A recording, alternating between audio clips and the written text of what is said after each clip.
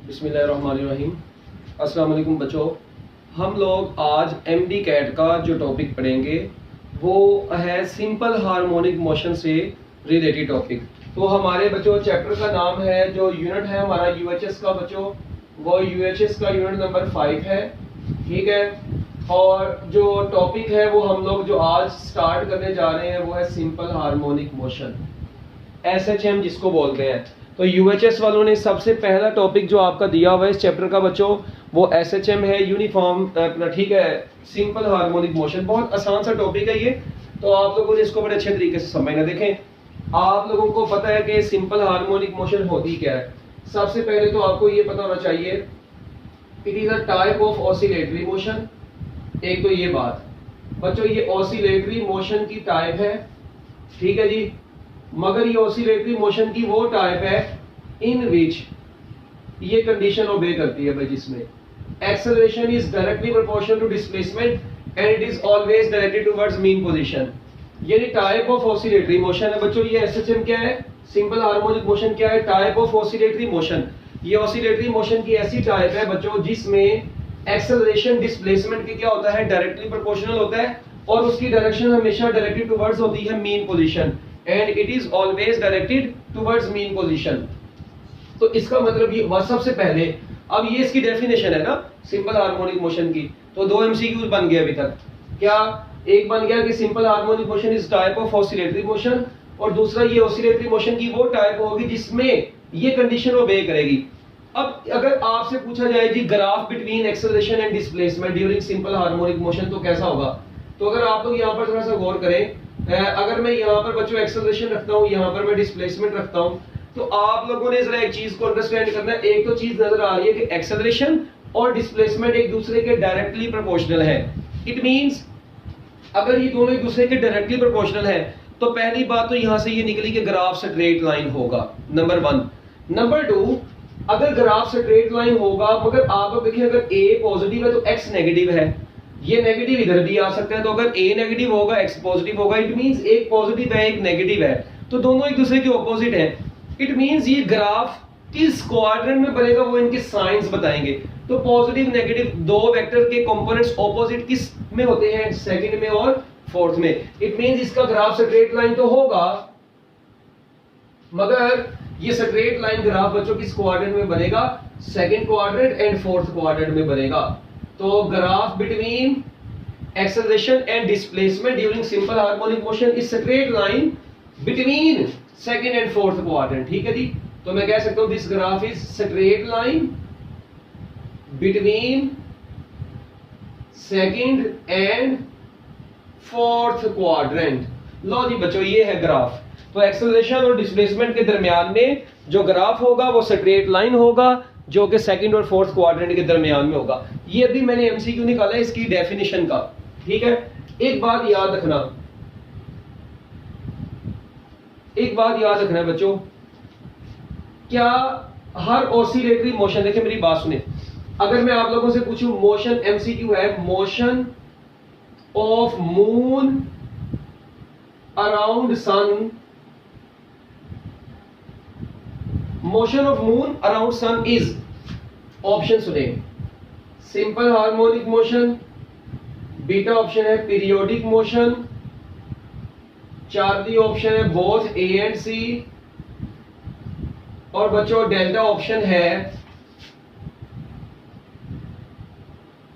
Vibratory motion. लो जी बच्चों, अब ये आप लोगों के पास एक एमसीक्यू आया है। मैंने आप लोगों से एमसीक्यू में पूछा है कि मोशन ऑफ मून अराउंड अर्थ, ठीक हो गया, मोशन ऑफ मून अराउंड अर्थ। आपको पता है जमीन सूरज के गिर्द घूमती है तो मून जो है वो अर्थ के गिर्द घूमता है ना। चलें बताएं भी। अब अक्सर बच्चे मतलब सोच में पड़ जाएंगे, और भाई मेरी बात सुनो, ये मोशन ऑफ मून अराउंड अर्थ, अगर ये अर्थ है तो मोशन ऑफ मून, मून तो जमीन के गिर्द ऐसे से घूम रहा है, इसका मतलब है मून जमीन के गिर्द सर्कुलर पाथ में घूम रहा है। इट मींस इसकी मोशन सर्कुलर मोशन है। इट मींस वो इक्वल इंटरवल्स ऑफ टाइम में अपनी मोशन को रिपीट कर रहा है। तो बच्चों इसका आंसर क्या होगा? Just periodic motion, not oscillatory motion. Where is mean and extreme position? और भाई सिंपल हार्मोनिक मोशन में तो मीन और एक्सट्रीम पोजीशन का होना जरूरी है। तो चलिए बताएं कहां पर है मीन पोजीशन, कहां पर extreme position? So there is no extreme and mean position. ठीक है, body is not vibrating about fixed position. In oscillatory motion body vibrates about fixed position, but in periodic motion there is no need of मतलब आप लोग ये कहेंगे फिर कि पीरियोडिक मोशन में just equal intervals of time देखते हैं, मीन पोजीशन एक्सट्रीम पोजीशन का होना जरूरी नहीं है। अगर हो भी जाए तो नो प्रॉब्लम। इसका मतलब है ये पीरियोडिक मोशन है, ये ऑसिलेटरी नहीं हो सकती, क्योंकि ऑसिलेटरी मोशन में तो मीन पोजीशन के गिर्द वाइब्रेशन होती है। यहां पे कौन सी मीन पोजीशन के गिर्द वाइब्रेशन हो रही है? नंबर 1। दूसरा, इसका मतलब है every periodic motion is not, तो बच्चों मैं यहां पर लिख सकता हूं every periodic motion is not oscillatory. तो बच्चों एक चीज यहां से समझ लगी कि हर पीरियोडिक मोशन ऑसिलेटरी नहीं होती। इसी तरह मैं ये भी कह सकता हूं every oscillatory motion, every oscillatory motion is periodic, every oscillatory motion is periodic when body repeats its motion, when body repeats its motion in equal intervals of time। बच्चों हर ऑसिलेटरी मोशन पीरियोडिक हो सकती है। कब हो सकती है? यानी oscillatory motion periodic हो सकती है, मगर हर पीरियोडिक मोशन ऑसिलेटरी नहीं होगी।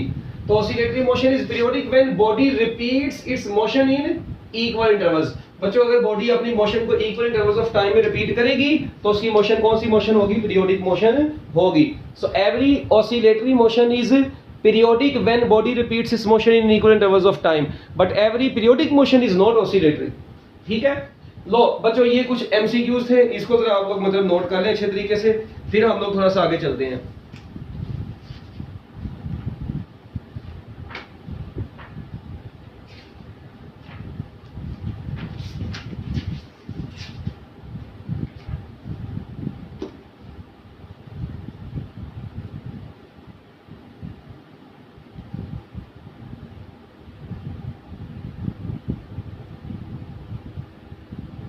अच्छा जी बच्चों, अब एक चीज आप लोगों ने और जरा गौर से सुननी है। देखें आप लोगों को पता है ये सिंपल हार्मोनिक मोशन का ये फार्मूला आता कहां से है?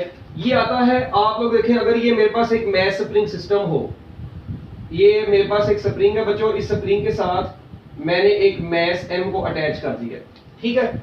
अच्छा, अब जैसे ही मैं इस मैस एम को यहाँ पर अटैच कर दिया, आपको पता है जब ये वाइब्रेट करेगा तो इधर जो है ना यहाँ पर एक रीस्टोरिंग फोर्स आएगी जो कि -kx होगी। तो आपको पता है ना रीस्टोरिंग फोर्स है, ठीक है, जिसकी वजह से ये अपनी मीन पोजीशन की तरफ ही डायरेक्टेड रहेगा। वो तो बातें नहीं हम यहाँ पर करेंगे, मगर ये फार्मूला था। आपको पता है बाद में इसी f की जगह पर ma आया था, -kx बना था, a = -k/m × x।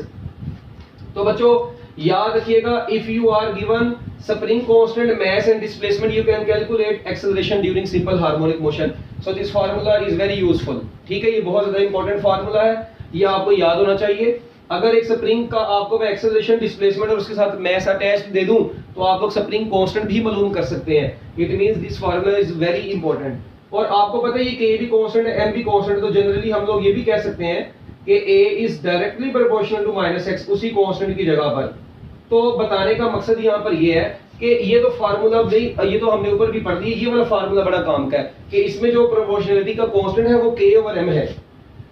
ठीक हो गया, तो ये आप लोगों ने याद रखना है। तो इसका मतलब है acceleration over displacement ratio is equal to k/m, ठीक है, spring constant over mass ratio. अब यहाँ पर जो k है ना बच्चों, k, इस k को बोला जाता है, this k is known as spring constant. बच्चों ये जो k है ये स्प्रिंग कांस्टेंट है। और एक चीज यहाँ से क्लियर है कि स्प्रिंग कांस्टेंट के जो यूनिट निकलेंगे, क्योंकि ये F/x है, तो बच्चों इसका यूनिट निकलेगा न्यूटन/मीटर, ठीक है। सो न्यूटन पर मीटर इसका यूनिट निकल गया। आपको पता है इसी को मैं ऐसे भी लिख सकता हूँ, किलोग्राम मीटर पर स्क्वायर सेकंड, नीचे ये मीटर आ गया तो ये कट गया, तो किलोग्राम पर स्क्वायर सेकंड बच गया। सो किलोग्राम पर square second is SI unit of spring constant. तो बच्चों स्प्रिंग कांस्टेंट का एसआई यूनिट क्या बन गया, किलोग्राम पर स्क्वायर सेकंड। इसको भी जरा नोट कर लें। सो किलोग्राम पर square second is SI unit of spring constant. Very important MCQ. Spring constant का फार्मूला, ठीक है, और उसके यूनिट्स आप लोगों के सामने आ गए हैं। ठीक है, ये मीटर से कर देगा ना यार, ये कर देगा तो वो बच जाएगा आप लोगों के पास। अच्छा, अब यहां पर एक चीज बड़ी काम की है, देखें कुछ एक ना आपको छोटा सा नोट लिखवा दूं। ये जो के होता है ना बच्चों, ये किस किस चीज पर डिपेंड करता है। एक बात याद रखना, ये जो के है ना स्प्रिंग कांस्टेंट की dependence of spring constant, dependence of spring constant, ये आप लोग डिफरेंट किताबों में पढ़ते हैं, मगर मैं आपको एक बात बता दूं कि इंपॉर्टेंट नहीं है। ठीक है ना, वैसे ही मतलब मार्केट के लिहाज से आप लोगों को बता रहा हूं, मगर ये क्योंकि थोड़ा सारा मतलब हट के हो जाती है चीज, मगर है तो आपकी बुक से ही। तो अगर अल्लाह ना करे आपको पेपर में आ जाए कोई इस तरह की चीज, तो फिर आप लोग कम से कम वहां पे बैठे खुश तो होंगे ना थोड़े से। तो ये जरा आप लोगों ने गौर से इसको सुनना है कि के की जो है ना वैल्यू किन किन चीजों पर डिपेंड करती है। सबसे पहले, बल्कि पहले तो मुझे आप ये बताएं, क्या आप लोगों को यंग्स मॉडुलस का फार्मूला पता है? ठीक है ना, चलो पहले मैं लिख लेता हूं। पहला पॉइंट, फिर दूसरा, फिर तीसरा। ठीक है, पहला पॉइंट लिख रहे हैं बच्चों, ये डिपेंड करता है किसके ऊपर, नेचर ऑफ स्प्रिंग। ठीक है जी, नेचर ऑफ स्प्रिंग के ऊपर डिपेंड करता है, और स्प्रिंग के यंग्स मॉडुलस के ऊपर भी डिपेंड करता है। स्प्रिंग किस मटेरियल का बना है, उस मटेरियल के यंग्स मॉडुलस के ऊपर डिपेंड करता है, नंबर 1। नंबर 2 बच्चों आप लोग लिखेंगे थिकनेस या cross sectional area of the spring. Number 2 क्या है बच्चों, थिकनेस या क्या कहेंगे, cross sectional area, cross sectional area of spring. Spring के क्रॉस सेक्शनल एरिया पर भी ये डिपेंड करता है। कैसे करता है वो भी हम लोग देखेंगे। और उसके बाद नंबर 3 पर बच्चों आता है initial length of the spring. Initial length of the spring. अब अक्सर बच्चे कहते हैं सर लेंथ के साथ के का क्या चक्कर है, ठीक है, एरिया के साथ क्या चक्कर है, यंग्स मॉडुलस के साथ क्या चक्कर है। और भाई मेरी बात सुने, देखें मैं आपको ना इसका एक छोटा सा प्रूफ करवाता हूं। ठीक है ना, पेपर में ये थोड़ी आना कि प्रूफ करो, ये वैसे ही बताने लगा, मतलब आपको याद रह जाएगा ना इसी बहाने। देखें यंग्स मॉडुलस का फार्मूला क्या होता है, आप लोगों ने सबने पढ़ा बच्चों, स्ट्रेस ओवर स्ट्रेन होता है। स्ट्रेस क्या होता है, फोर्स ओवर एरिया। स्ट्रेन क्या होता है, change in length over initial length या ओरिजिनल लेंथ, यही होता है। अच्छा, अब एक चीज पर जरा गौर करें, इसको मैं ऐसे लिख सकता हूं, F over delta L into A over L, या L over A, sorry L over A. हाँ जी, थोड़ा सा गौर करें, ये डेल्टा एल इधर ही रहा ना, ये एफ ओवर डेल्टा एल बन गया, ये ए नीचे रह गया और ये एल ऊपर चला गया। तो देखें ये ऐसे बन सकता है, तो मेरा ख्याल है इसमें तो कोई मुश्किल चीज नहीं है। अब ये जो इतनी सी चीज है ना बच्चों, ये जो चीज है, ये फोर्स और एक्सटेंशन इन द स्प्रिंग, क्योंकि फोर्स के बढ़ने से एक्सटेंशन बढ़ती है, मगर इन दोनों की रेशो क्या रहती है आपको पता है, force over extension is equal to spring constant. क्या ख्याल है, एक्सटेंशन इन द स्प्रिंग है ना ये, तो फोर्स यानी ये है फोर्स, और बच्चों नीचे क्या है, extension. So force over extension, ठीक है जी, is equal to spring constant. तो ये बन जाएगा स्प्रिंग कांस्टेंट, साथ में बच गया एल ओवर ए। तो लो भी बच्चों यंग्स मॉडुलस का फाइनल फार्मूला आप लोगों के सामने आ गया, के इंटू एल ओवर ए। तो यहां से के किसके बराबर आया, यहां से बच्चों के बराबर आ गया वाई ए ओवर एल। लो जी, तो क्या मैंने यही तीन चीजें नहीं लिखी थी कि स्प्रिंग कांस्टेंट इन तीन चीजों पर डिपेंड करता है, यंग्स मॉडुलस पर, एरिया ऑफ क्रॉस सेक्शन के ऊपर, और बच्चों लेंथ ऑफ द स्प्रिंग के ऊपर। तो ये तीनों चीजें आप लोगों के सामने आ गई। अब देखिए इसका मतलब जिस वायर का यंग्स मॉडुलस ज्यादा होगा उसका के भी ज्यादा होगा, और जिस वायर का एरिया ऑफ क्रॉस सेक्शन ज्यादा होगा, स्प्रिंग का एरिया ऑफ क्रॉस सेक्शन ज्यादा होगा, उसके लिए स्प्रिंग कांस्टेंट की वैल्यू ज्यादा होगी। मगर जिस स्प्रिंग की लेंथ कम होगी उसका स्प्रिंग कांस्टेंट क्या होगा बच्चों, ज्यादा होगा। तो ये आप लोगों के सामने अब तीन रिलेशन आ गए। इसका मतलब है अगर स्प्रिंग को किसी उसको ना डिवाइड कर दे डिफरेंट पार्ट्स में, तो उसकी लेंथ डिक्रीज कर जाएगी मगर स्प्रिंग कांस्टेंट इंक्रीज कर जाएगा। ये बड़ी एक इंपॉर्टेंट चीज मैंने आपको बताई है, ये देखना जरा। अगर आप लोग थोड़ा सा गौर करें, अगर मैं कहता हूं यार एक स्प्रिंग को, ठीक है, 2 इक्वल पार्ट्स में डिवाइड कर दी है, तो बताएं जो न्यू पार्ट्स बनेंगे उनका स्प्रिंग कांस्टेंट क्या होगा। अब इस तरह के एमसीक्यूज में अक्सर बच्चों से पूछे जाते हैं, तो बच्चे फिर ड्राउनी शक्लें बनाकर बैठ जाते हैं। देखें मैं आप लोगों से पूछता हूं, इफ अ स्प्रिंग, एमसीक्यू का क्वेश्चन है, if a spring is cut into, if a spring is cut into two equal parts, spring constant, तो बच्चों spring constant of each part, spring constant of each part will become, तो बच्चों spring constant of each part क्या बन जाएगा? अब option सुने, ए B C D. हाँ जी, अल्फा ऑप्शन है 2k, बीटा ऑप्शन है k/2, चार्ली ऑप्शन है k और डेल्टा ऑप्शन है k/4। लो जी बच्चों, एक स्प्रिंग है, ठीक है, आपने उसको कट कर दिया कितने इक्वल पार्ट्स में? 2 इक्वल पार्ट्स में कट किया है, और आपने बताना है हर पार्ट का स्प्रिंग कांस्टेंट, ठीक है। The spring constant of each part will become, लो जी ये आपके पास एमसीक्यू आ गया। मेरी एक बात सुने, अभी जब आप स्प्रिंग को कट करेंगे तो आपको पता है कट करने से उसकी लेंथ कम होगी। मैं अब आपको इसका सॉल्यूशन बताता हूं। तो इसका मतलब है k का l के साथ क्या रिलेशन है? इनवर्स रिलेशन है। तो बच्चों मेरी बात सुने, अगर आप उसको 2 इक्वल पार्ट्स में डिवाइड करेंगे तो एक बात तो ये डन होगी कि लेंथ हाफ हो जाएगी। मुझे बताओ जब लेंथ हाफ हो जाएगी तो बच्चों k क्या हो जाएगा? ऑब्वियस सी बात है k क्या हो जाएगा? डबल हो जाएगा। इसका मतलब है अगर स्प्रिंग को 2 इक्वल पार्ट्स में डिवाइड करेंगे तो स्प्रिंग कांस्टेंट हर पार्ट का कितना आ जाएगा? 2k आ जाएगा। सो spring constant of each part will become 2k। तो अगर इसी तरह अगर बच्चों मैं यहाँ पर 3 पार्ट्स में डिवाइड करता तो लेंथ जो थी वो 3 टाइम्स कम होनी थी, तो k ने 3 टाइम इंक्रीज कर दिया, 3k आना था। तो बच्चों इस तरह अगर मैं लेंथ को n टाइम्स डिक्रीज कर दूं तो spring constant n times increase कर देगा। तो जनरली बच्चों हम लोग इसका एक शॉर्टकट ही बना लेते हैं, हम लोग इसका एक शॉर्टकट बना लेते हैं। क्या शॉर्टकट है? If spring is cut into n equal parts, if spring is cut into n equal parts, if spring is cut into n equal parts। बच्चों अगर स्प्रिंग को n equal parts में कट कर दें, new spring constant of each part will become equal to nk। ये लो, new spring constant कितना हो जाएगा? nk हो जाएगा। ये आप लोग वैसे ही शॉर्टकट के तौर पर याद रख लो। जल्दी जल्दी हरियम इसको नोट कर लें, ये शॉर्टकट बड़ा इंपॉर्टेंट था और आपके काम का भी है, इसको नोट करें हरियम।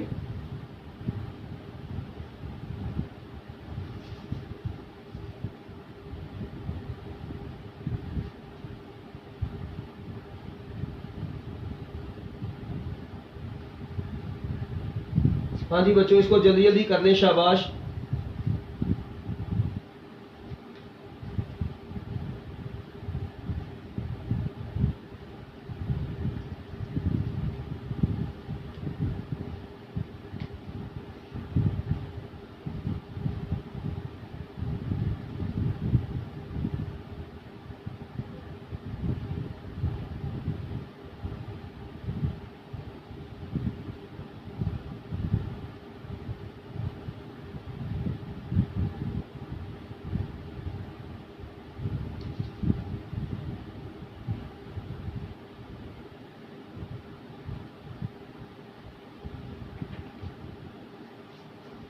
हाँ जी कर लिया।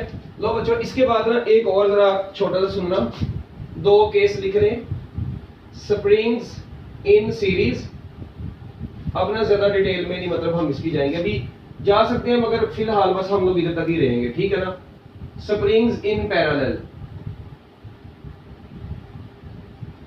लो बच्चों एक बात याद रखनी है, अगर स्प्रिंग्स दो, मैं कहता हूं बच्चों एक स्प्रिंग है जिसका स्प्रिंग कांस्टेंट k1 है, एक दूसरा भी स्प्रिंग इसके साथ मैंने अटैच कर दी है बच्चों, उसका स्प्रिंग कांस्टेंट k2 है, सीरीज में लगा दी है। तो याद रखिएगा इनका जो सीरीज कॉम्बिनेशन होता है वो 1/k1 प्लस 1/k2 आता है, ठीक है। और अगर इसको मजीद शॉर्ट करना है तो आप लोग इसको ओवरऑल सॉल्व करें, k1 k2 और k1 प्लस k2 आ जाएगा। इसका मतलब ये एक शॉर्टकट भी बन गया कि अगर स्प्रिंग सीरीज में होंगे तो दोनों को ऊपर मल्टीप्लाई करवाए, नीचे दोनों को ऐड करते, सिर्फ ये 2 के लिए शॉर्टकट है। अदरवाइज अगर 3 होंगे तो आगे 1/k3 आएगा, फिर आप उसको सोल्व भी करेंगे। अच्छा इसी तरह अगर बच्चों एक और स्प्रिंग है जिसका स्प्रिंग कांस्टेंट k1 है, एक दूसरा स्प्रिंग है जिसका स्प्रिंग कांस्टेंट बच्चों कितना है? k2 है, ठीक है। अब देखें अगर आप लोग इनको दो इक्वल, अब आपने इनको पैरेलल में लगा दिया तो बच्चों अब स्प्रिंग कांस्टेंट जो होते हैं वो ऐड हो जाते हैं। मैं आपको एक शॉर्टकट बताता हूं, इसको आप लोग याद रखें KFC के नाम से, काका फ्रूट चाट। ठीक है, ये काका फ्रूट चार्ट के नाम से याद रखें। के बोले तो स्प्रिंग कॉन्स्टेंट्स, ठीक है ना। एफ बोले तो फोकल लेंथ, फोकल लेंथ, ये लेंथ की बात हो रही है बच्चों। सी बोले तो कैपेसिटर, कैपेसिटेंस आ गई। तो बच्चों याद रखना है कैपेसिटर्स का सीरीज पैरेलल कॉम्बिनेशन, लेंसेज का सीरीज और पैरेलल कॉम्बिनेशन, और स्प्रिंग्स का सीरीज और पैरेलल कॉम्बिनेशन रेजिस्टर के ऑपोजिट है। बस बात खत्म। तो ये बच्चों को याद रखने का एक सादा सा मैं तरीका बताया था, तो बच्चों को याद हो। तो देखें, अगर स्प्रिंग सीरीज में है ना, तो रेजिस्टर का सीरीज होता है R1 plus R2 plus R3। तो रेजिस्टर का पैरेलल जो होगा इनका सीरीज होगा, और जो रेजिस्टर्स का सीरीज होगा इन तीनों का क्या होगा बच्चों, पैरेलल होगा। तो चलिए जरा इसको नोट करें, शाबाश। Springs in series, springs in parallel, ठीक है। इसके बाद आप लोगों ने ये भी पढ़ा हुआ है कि मैस स्प्रिंग सिस्टम है ना, जो मैस स्प्रिंग सिस्टम, ये मैस स्प्रिंग सिस्टम के टाइम पीरियड का फार्मूला क्या है। हाँ जी, तो आपने बचपन में पढ़ा था बच्चों, T is equal to 2 pi under root m over k। तो बच्चों फ्रीक्वेंसी कितनी होगी, 1 over 2 pi under root k over m, ठीक है। ये दो फार्मूलाज हैं, ये भी वक्ती तौर पर ये आपने पढ़े हुए हैं ना, तो इनको जरा आप लोग नोट कर लें। यहाँ पर m याद रखना, m पता क्या चीज होती है, m वो मैस होता है, मैस ऑफ स्प्रिंग नहीं होता, ये मैस अटैच्ड विद स्प्रिंग होता है। जो स्प्रिंग के साथ बच्चों मैस अटैच होता है, ये वो m होता है, ठीक है। इसको नोट करें, फिर मैं इनसे रिलेटेड मतलब सीरीज और पैरेलल कॉम्बिनेशन से रिलेटेड आपको एमसीक्यूज बताऊंगा। जल्दी से इसको कर लेना नोट।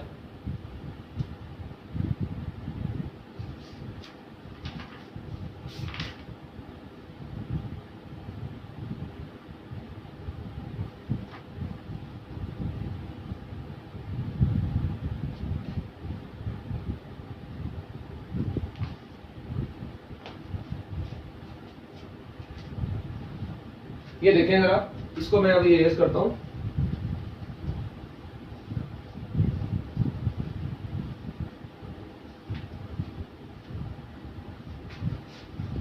अगर आप लोग यहां पर थोड़ा सा गौर करें, मैं आप लोगों के सामने बच्चों एक सिस्टम बनाता हूं जिसमें एक स्प्रिंग ये लगा हुआ है, ठीक है, और इस स्प्रिंग का स्प्रिंग कांस्टेंट है के।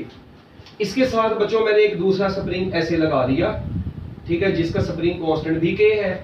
अच्छा, अब और साथ में इस सिस्टम को बच्चों मैंने एक मैस m के साथ अटैच कर दिया है। किसके साथ अटैच कर दिया है, एक मैस m के साथ अटैच कर दिया, ठीक हो गया। लो जी, अब एक बात जरा आप लोगों ने कान खोल के सुननी है।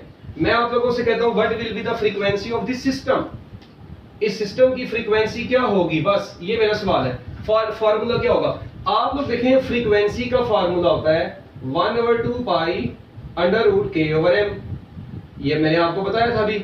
अच्छा, मगर अब यहां पर जो k आएगा ना, वो न्यू आएगा, फ्रीक्वेंसी भी न्यू आएगी। क्यों, क्योंकि यहां पर एक k नहीं 2 k है। तो चलिए मुझे पहले ये बताएं, इसका मतलब आपको k प्राइम निकालना पड़ेगा सबसे पहले। अब मुझे बताएं k प्राइम यहां पर कैसे निकालेंगे, बताएं। ये स्प्रिंग सीरीज में या पैरेलल में, ऑब्वियसली बात है सीरीज में। तो इसको सोल्व करने का मैंने क्या तरीका बताया था, 1 over k equivalent is equal to 1 over k plus 1 over k, answer आ गया 2 ओवर k। तो जो न्यू k आएगा वो कितना आएगा बच्चों, k/2। इसका मतलब है कि आपका जो न्यू k आया है बच्चों, वो कितना आया है, k/2। तो ये 1 ओवर 2 पाई इधर ही रहा, इसकी जगह पर क्या आ गया, k/2। तो वो 2 इस m के साथ आके मल्टीप्लाई हो गया। तो बच्चों फाइनली आपके पास जो फ्रीक्वेंसी बच गई है वो 1 over 2 pi under root k over m बचेगी, ठीक है। और इसको मैं ऐसे भी लिख सकता हूं फिर further f over under root 2। अगर आप थोड़ा सा गौर करें ना, ये अंडर रूट 2 बाहर ले आए तो 1 over 2 pi under root k over m, तो उसने ऑप्शन अभी फिलहाल यही दी हुई थी। मतलब बताने का ये है कि अगर अब आप लोगों के पास कोई भी सीरीज या पैरेलल कॉम्बिनेशन आ जाए, तो आप लोगों ने बस स्प्रिंग कांस्टेंट नया वाला पुट कर देना, उसकी जगह पर बात खत्म, ठीक हो गया। चलिए इसको जरा नोट करें, शाबाश, जल्दी जरा।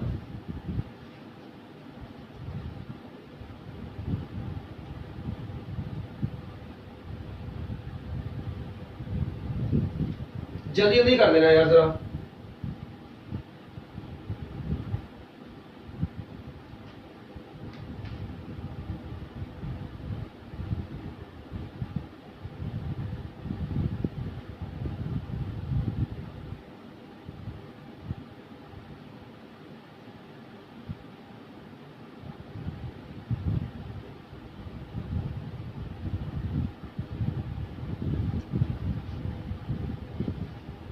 अच्छा, एक और ना, इसका एक और बड़ा जबरदस्त एमसीक्यू है। अगर आप लोग थोड़ा सा इसको मतलब पहले देख लें, इसको नोट कर लें, फिर मैं आप लोगों को बता देता हूँ। ये देखें, एक और एमसीक्यू है, वो थोड़ा सा मतलब आप लोग कह लें कि अच्छा ही एमसीक्यू है, लिखें जरा। देखिए, अगर मैं कहता हूं एमसीक्यू लिख रहे हैं, if a spring of spring constant k, a spring of spring constant, a spring of spring constant k, a spring of spring constant k and length L.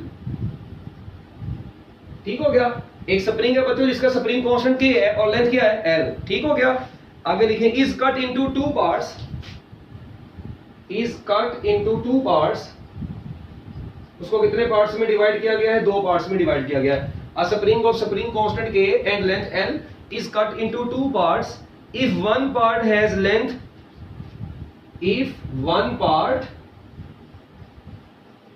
if one part has length L prime is equal to L by 4। ठीक है ना, अगर एक part की length बच्चों कितनी हो, L by 4 हो, the spring constant of the other part will be। देखिए अब सवाल कैसे उसने पूछ लिया, spring constant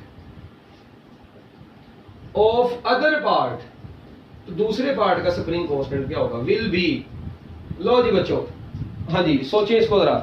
अब यहां पर मतलब ये बड़ा एक इंटरेस्टिंग सा सवाल बन गया और बच्चे जो है ना इसके ऊपर बड़े परेशान हो जाते हैं। अभी मेरी बात सुने, कोई परेशान होने की जरूरत नहीं है, बल्कि ऑप्शन लिख रहे हैं पहले, अल्फा ऑप्शन लिखे, ऑप्शन लिख रहे हैं तो आगे फिर तुम लोगों की टीडी ज्यादा खराब हो। 4k 3k by 4, फिर चार्ली ऑप्शन लिखे 4k by 3 और डेल्टा ऑप्शन लिखे ओनली k। चलो भी बच्चों, ये आपके पास अब क्वेश्चन आ गया है। ठीक है, अब आप लोगों ने इसको क्या करना है, सोल्व करना है। हाँ जी, अब बताएं जरा इसको किस तरीके से हम लोग करेंगे। पहले आधा मिनट देता हूं आपको, मतलब थोड़ा सोच लें, इसको अच्छे तरीके से समझ लें। ठीक है, कॉन्सेप्ट मैंने आपको बता दिया था इसका।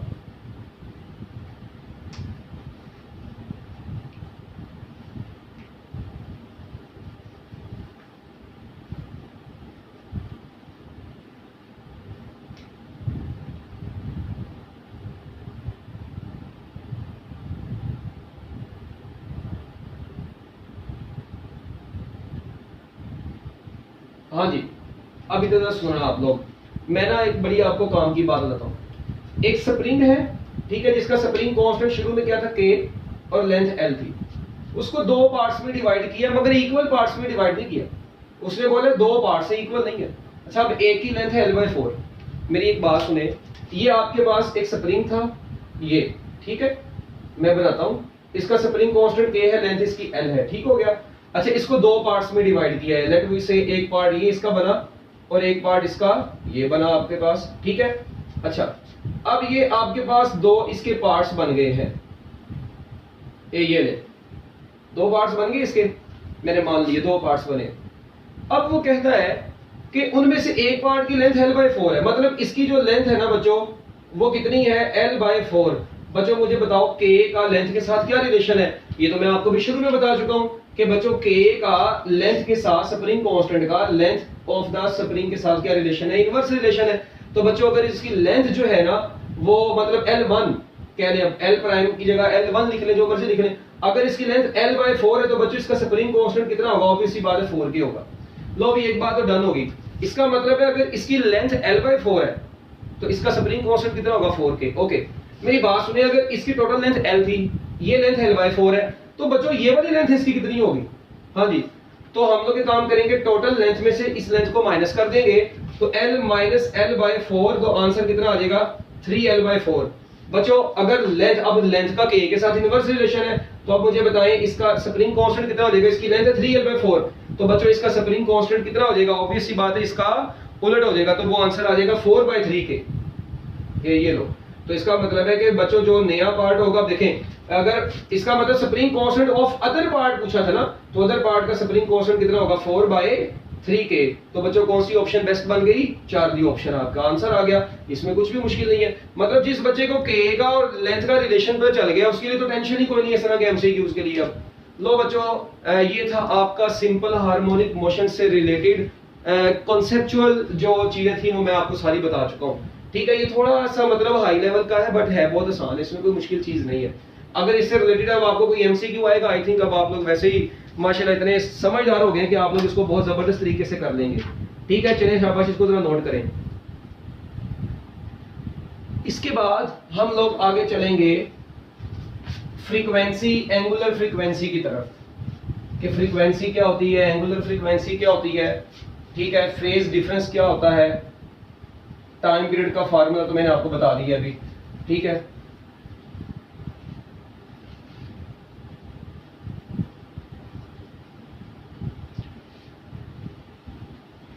लो बच्चों, इसके बाद आगे चलते हैं हम। फ्रीक्वेंसी हेडिंग बनाए हैं आप लोग, फ्रीक्वेंसी की। फ्रीक्वेंसी क्या चीज होती है इसको समझना है।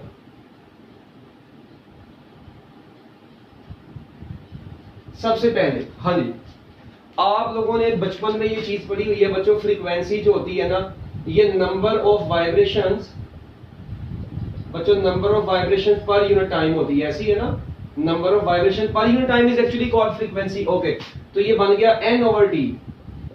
ठीक है, एक है फ्रीक्वेंसी, दूसरे नंबर पर आती है कौन सी, एंगुलर फ्रीक्वेंसी। दूसरे नंबर पर बच्चों कौन सी आ रही है, एंगुलर फ्रीक्वेंसी आ रही है। ठीक है, एंगुलर फ्रीक्वेंसी को ओमेगा से रिप्रेजेंट करते हैं। इसका फार्मूला क्या होता है, नंबर ऑफ रेवोल्यूशन, ये सर्कल में होती है ना, number of revolutions per unit time. इसका मतलब एंगुलर फ्रीक्वेंसी के बारे में मैं कह सकता हूं, एंगुलर फ्रीक्वेंसी इज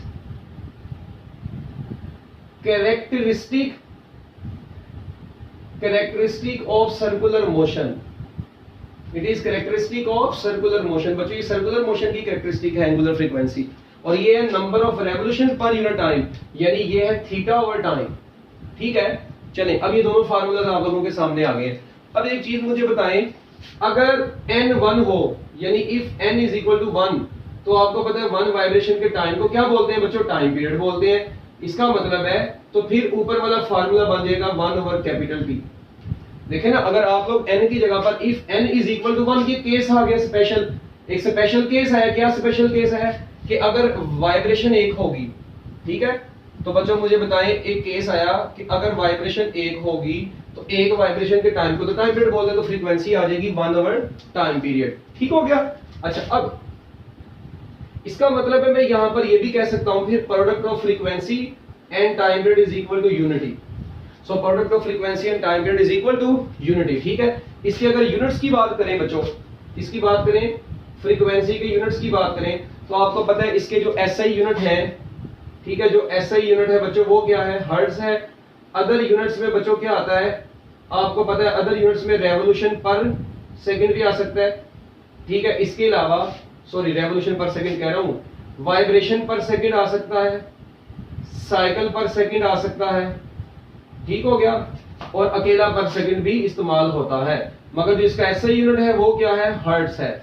सिमिलरली अगर इधर देखा जाए बच्चों, अगर इधर भी हम लोग एक केस बनाए, स्पेशल केस, क्या बनाए, स्पेशल केस हमारा यहां पर ये है, if theta is equal to 1 revolution, तो आपको पता है 1 रेवोल्यूशन के टाइम को तो टाइम पीरियड बोल देंगे, तो बच्चों ओमेगा बराबर आ जाएगा 1 revolution over time period. 1 revolution किसके बराबर होता है बच्चों, 2 पाई रेडियन के बराबर होता है, और नीचे ये टाइम आ गया। मतलब बताने का ये है, आप लोग 1 रेवोल्यूशन नहीं लिखेंगे, आप लोग ऐसे लिखेंगे बस कि omega is equal to actually 1 revolution over time period, मगर 1 रेवोल्यूशन आपको पता है एक्चुअली किसके बराबर होता है, 2 पाई रेडियन के बराबर होता है। तो ना ये कहीं पर लिखा नहीं होता, तो मुझे पता है आप लोगों ने गलती करते नहीं है, मैं आप लोगों को डायरेक्ट लिखवा देता हूं। ये देखें, थीटा 1 रेवोल्यूशन किसके बराबर होता है, 2 पाई रेडियन के बराबर होता है, और नीचे टाइम की जगह पर क्या आ जाएगा, टाइम पीरियड, ये। और इसी को मैं बच्चों 2 पाई एफ भी लिख सकता हूं। तो ये मेरे पास एक फार्मूला आ गया। और अब अगर इधर से बच्चों मैं यहां से आप लोगों को ये भी कह सकता हूं कि ओमेगा इनटू टी जो होता है वो 2 पाई के बराबर होता है। Product of angular frequency and time period is equal to 2 pi. Similarly ratio of angular frequency to linear frequency बच्चों वो भी कितनी होती है, 2 pi. Angular frequency to linear frequency ratio कितनी होती है, 2 पाई होती है। तो लो जी बच्चों, आप लोगों के पास ये 2 फार्मूलाज आ गए हैं। ठीक है, अगर हम लोग बात करें ना आगे से बच्चों इसकी यूनिट्स की, इसकी बात करें यूनिट्स की, तो एक तो आप लोगों को चीज सामने नजर आ रही है कि जो इसका एसआई यूनिट होगा ना बच्चों, वो तो सिर्फ और सिर्फ होगा रेडियन पर सेकंड, और जो अदर यूनिट्स है ना इसके, वो आपको पता है रेवोल्यूशन पर सेकंड भी हो सकता है, ठीक है, और इसके अलावा डिग्री पर सेकंड भी हो सकता है, रेवोल्यूशन पर मिनट भी हो सकता है, वगैरह वगैरह, जितने मर्जी इसके बना ले, मतलब ये तो खत्म नहीं होंगे फिर, क्योंकि और ये सेम एज एंगुलर वेलोसिटी है, ठीक है, क्योंकि वो भी सर्कुलर मोशन की कैरेक्टरिस्टिक थी और ये भी सर्कुलर मोशन की कैरेक्टरिस्टिक है। तो बच्चों ये कुछ एमसीक्यूज हैं। Product of angular frequency and time period is equal to 2 pi, ratio of angular frequency to linear frequency is 2 pi, product of frequency and time period is equal to pi. तो I think अब इसमें कुछ मुश्किल भी नहीं है। तो अगर आपको फ्रीक्वेंसी गिवन हो तो आप लोग एंगुलर फ्रीक्वेंसी निकाल सकते हैं, टाइम पीरियड गिवन हो एंगुलर फ्रीक्वेंसी निकाल सकते हैं, अकेला टाइम पीरियड गिवन हो फ्रीक्वेंसी निकाल सकते हैं, ठीक है।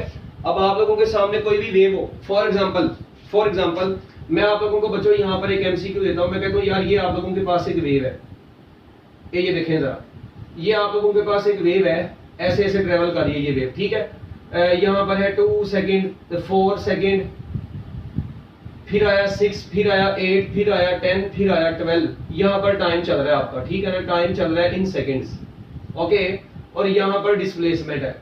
बट माय क्वेश्चन इज कि बताएं बच्चों यहाँ पर फ्रीक्वेंसी क्या होगी, पहले तो बता दें टाइम पीरियड, क्योंकि टाइम पीरियड निकल आएगा तो फ्रीक्वेंसी बड़ी आसानी से निकल आएगी। फ्रीक्वेंसी क्या होगी और उसके बाद एंगुलर फ्रीक्वेंसी क्या होगी। लो अभी बच्चों अब देखें, अब टाइम पीरियड इधर निकालना अक्सर बच्चे ना बड़े परेशान हो जाते हैं। मुझे एक बात बताएं, क्या ये साइनोसाइडल वेव है? यस, ऑब्वियस सी बात है, दिस इज साइनोसाइडल। तो याद रखना सिंपल हार्मोनिक मोशन का ग्राफ एक साइनोसाइडल वेव होता है। कल पढ़ेंगे इसको साइनोसाइडल वेव को डिटेल में। अभी बताने का मकसद ये है, देखिए किस टाइम के बाद ये वेव अपने आप को रिपीट करवा रही है बच्चों। ये 2 सेकंड है, ये 4 सेकंड है, ये 6 सेकंड, ये इस टाइम के बाद अपने आप को रिपीट करवा रही है। 4 सेकंड के बाद ये वेव 4 सेकंड के बाद दोबारा रिपीट हो रही है, फिर दोबारा रिपीट हो रही है। इट मींस जो रेपिटेशन जिन इंटरवल में हो रही है उसका डिफरेंस लें वो कितना आ रहा है? 4 सेकंड। इट मींस हम लोग कह सकते हैं वेव अपने आप को जिस टाइम के बाद रिपीट करवाती है वो टाइम उसका टाइम पीरियड होता है। तो बच्चों फ्रीक्वेंसी तो 1/4 हो जाएगी, तो वो आंसर आ जाएगा 0.25 हर्ट्ज। ठीक हो गया। लो बच्चों अब आपके पास क्या आ गई है? टाइम पीरियड भी आ गया और फ्रीक्वेंसी भी आ गई है। रेसिप्रोकल ऑफ 4 ले लेना 0.25। अब ओमेगा किसके बराबर होता है बच्चों? ओमेगा बराबर होता है 2 पाई एफ। तो 2 पाई और एफ है 1/4, तो एक्चुअली ओमेगा किसके बराबर आ जाएगा बच्चों? पाई/2 रेडियन पर सेकंड आ जाएगा। तो आपके पास एंगुलर फ्रीक्वेंसी आ जाएगी पाई/2 रेडियन पर सेकंड, लीनियर फ्रीक्वेंसी आ जाएगी 0.25 हर्ट्ज और टाइम पीरियड आ गया 4 सेकंड। बच्चों इसको नोट कर लें, ये ग्राफ भी आपका, ग्राफिकल क्वेश्चन भी आपका ये हो गया इससे रिलेटेड। ठीक हो गया। तो ये थी छोटी छोटी चीजें आपकी एंगुलर फ्रीक्वेंसी, लीनियर फ्रीक्वेंसी और सिंपल हार्मोनिक मोशन से रिलेटेड। जल्दी जल्दी इसको जरा कर लें नोट। अब हम लोग थोड़ी सी बात बच्चों मजीद आगे बढ़ाएंगे, ठीक है, और इसको देखें।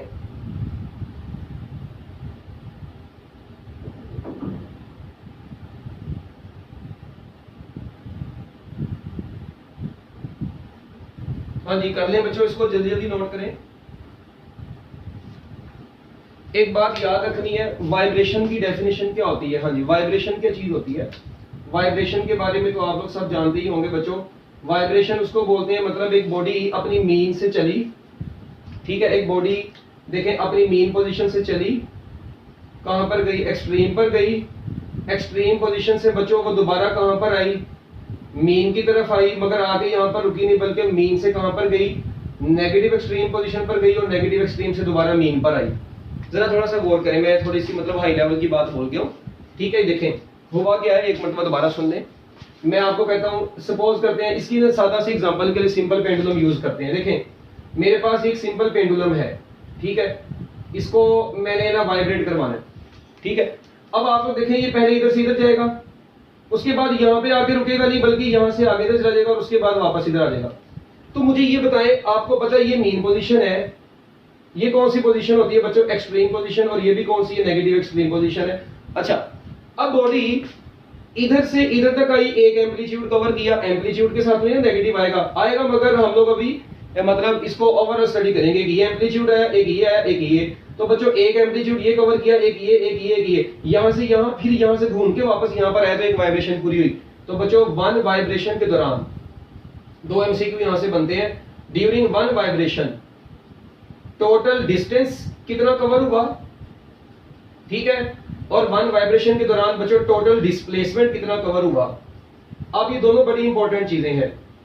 वन वाइब्रेशन के दौरान जो टोटल डिस्टेंस कवर हुआ है ना बच्चों, वो a plus a plus a plus a is equal to 4a आएगा। मगर जो टोटल डिस्प्लेसमेंट होगा ना बच्चों वो 0 होगा, क्योंकि बॉडी जहां से चलना शुरू हुई थी वापस वहीं पर आ गई है। So during one vibration total distance is equal to 4 times amplitude but total displacement is equal to 0। ठीक हो गया बच्चों। तो ये था आपका वाइब्रेशन से रिलेटेड कुछ एमसीक्यूज। ठीक है, इसको जरा नोट कर लें, शाबाश। तो one complete round trip of a vibrating body about mean position, one complete round trip of a vibrating body about mean position is called amplitude. ठीक हो गया, सॉरी वाइब्रेशन। तो बच्चों ये आपकी वाइब्रेशन भी हो गई। अच्छा, इसके बाद एक टर्म है एम्पलीट्यूड की भी। ठीक है, वाइब्रेशन भी हो गई, फ्रीक्वेंसी भी हो गई, एंगुलर फ्रीक्वेंसी भी हो गई। अब एक है एम्पलीट्यूड। देखें एम्पलीट्यूड क्या चीज है, इसमें कोई मुश्किल चीज नहीं है। Maximum displacement, maximum displacement on either side of mean position. ठीक है जी, maximum displacement on either side of mean position, यानी मैक्सिमम डिस्प्लेसमेंट मीन पोजीशन की किसी भी साइड पर। फॉर एग्जांपल ये देखें, मैं आपको कहता हूं जिस तरह आपको पता है ये मैस स्प्रिंग सिस्टम अगर हो, ठीक है, अब एक मैस को हमने बच्चों इधर ऐसे अटैच किया हुआ है। अब आपको पता है ये मैस कुछ देर बाद मतलब इधर भी आता है अपनी मोशन के दौरान ऐसे, और ये आगे को भी जाता है। अच्छा, अब देखें ये मैस है, ये भी मैस, ये तीन मैस नहीं है कि मैस है, डिफरेंट पोजीशन पर है। पहले ये मेन पोजीशन पर है ऐसे, दिस इज मेन पोजीशन, और मेन पोजीशन की इधर भी एक्सट्रीम पोजीशन होती है बच्चों, और आपको पता है इसकी इधर भी एक एक्सट्रीम पोजीशन है। ओके हो गया। अच्छा, अब मीन और एक्सट्रीम के दरमियान में ये जो मैक्सिमम डिस्प्लेसमेंट होता है ना, ये this maximum displacement is known as amplitude. बच्चों इस मैक्सिमम डिस्प्लेसमेंट को हम लोगों ने क्या बोला हुआ है, एम्पलीट्यूड बोला हुआ है। सो this is maximum displacement mean position की जिस साइड पर मर्जी देख ले, तो मीन पोजीशन की किसी भी साइड पर जो मैक्सिमम डिस्प्लेसमेंट होता है उसे क्या बोलते हैं, एम्पलीट्यूड। और आपको पता है बच्चों amplitude is measured in metres. इसको किस में मेजर करेंगे हम लोग, ऑब्वियसली बात है मीटर में मेजर करेंगे। ठीक है, तो मीन पोजीशन की इस तरफ देख रहे हैं आप लोग या इस तरफ देख लें, जो मैक्सिमम डिस्प्लेसमेंट होता है उसको एम्पलीट्यूड बोलते हैं। अच्छा, अब एक बात मुझे ये बताइए, आप लोगों ने ये चीज देखनी है कि जो पूछूं या ना, ये नहीं समझ आए तुम लोगों से, हाई लेवल की कोई बात अगर पूछी तो तुम लोगों को वैसे ही ड्राउनी शक्लें बन जानी है, पहले ही माशाल्लाह ड्राउनी है, ठीक है, थोड़ी सी और ड्राउनी बन जाएगी। देखें तो मैं ग्राफ आप लोगों के सामने एक बनाता हूँ, ठीक है, इस ग्राफ में से आप लोगों ने बस मुझे क्या बताना है, ये ग्राफ है, this is graph of simple harmonic motion, on y axis it is displacement, on x axis it is time. ठीक है जी, ओके, लेट वी से this is 0, this is 2, this is 4 and this is 6 second. ये time चल रहा है यहाँ पर, ठीक है, और इधर चल रहा है बच्चों 5, 10, इसी तरह यहाँ पर भी -5 और इधर -10।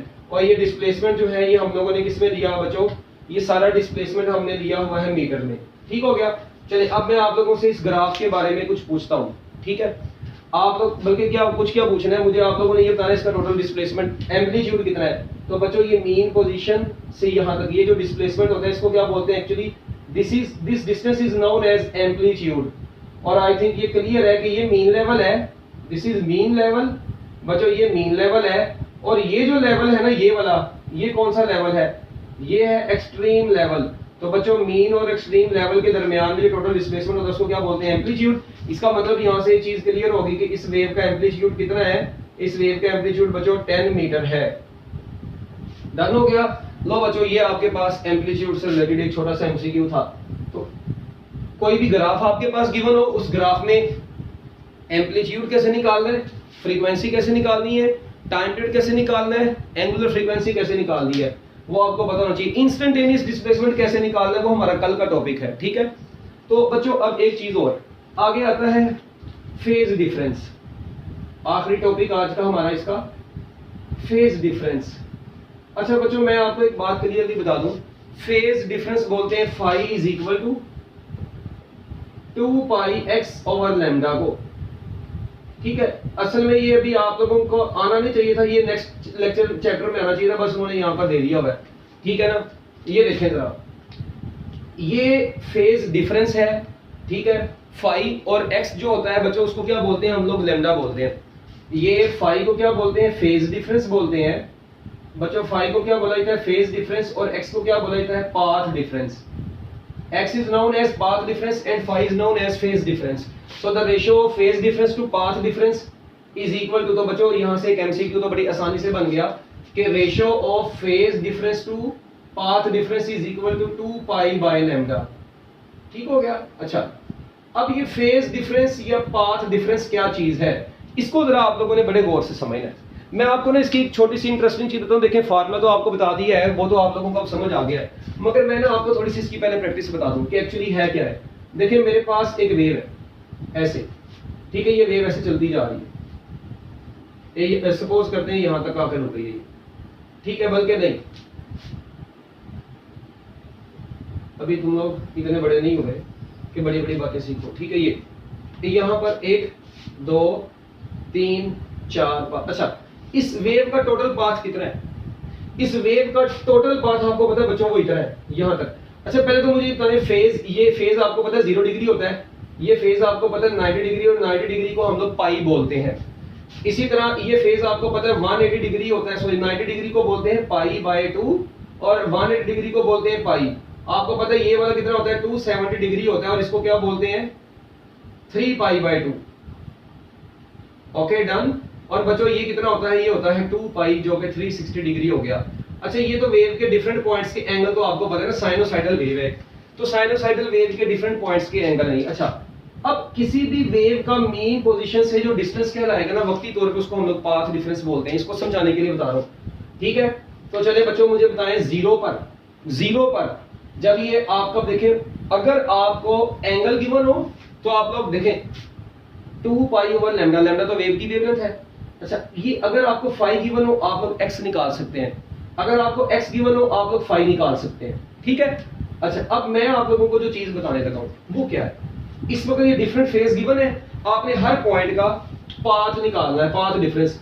This is point A B C D E, इन तमाम पॉइंट्स का आपने पाथ डिफरेंस निकालना है। तो बच्चों एक बात तो अपने दिमाग में बिठा लें कि अगर फेज दिया हुआ है तो पाथ डिफरेंस ऐसे निकलेगा, x is equal to phi lambda over 2 pi, ये ऐसे।